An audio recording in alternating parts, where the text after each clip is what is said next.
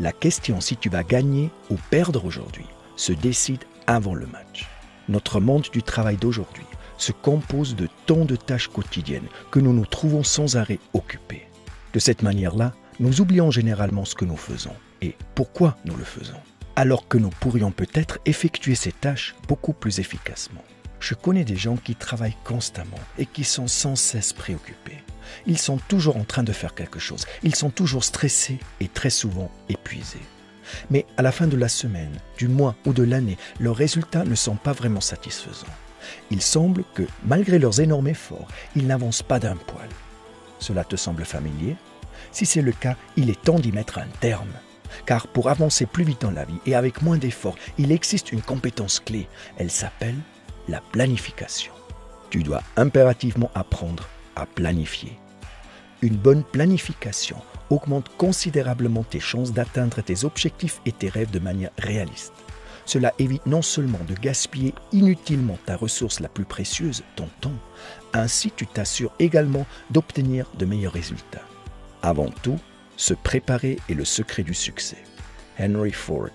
Le livre « Apprendre à penser de manière stratégique » explique comment les gestionnaires japonais réservent au moins 2 heures par jour à ne rien faire d'autre que réfléchir. Pas de téléphone, de smartphone ou d'ordinateur.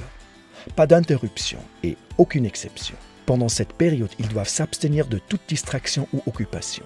La seule chose qu'ils doivent faire est de réfléchir soigneusement à ce qu'ils vont entreprendre le lendemain, les 90 prochains jours et au cours des 5 prochaines années. On leur demande de faire un changement de perspective et de contempler tout ceci à vol d'oiseau, car trop souvent les arbres empêchent de voir la forêt.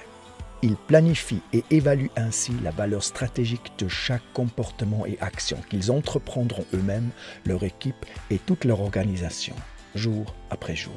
Et ceci avant même qu'ils commencent à travailler, qu'ils soient à nouveau débordés et qu'ils retombent ainsi dans le même piège qu'avant.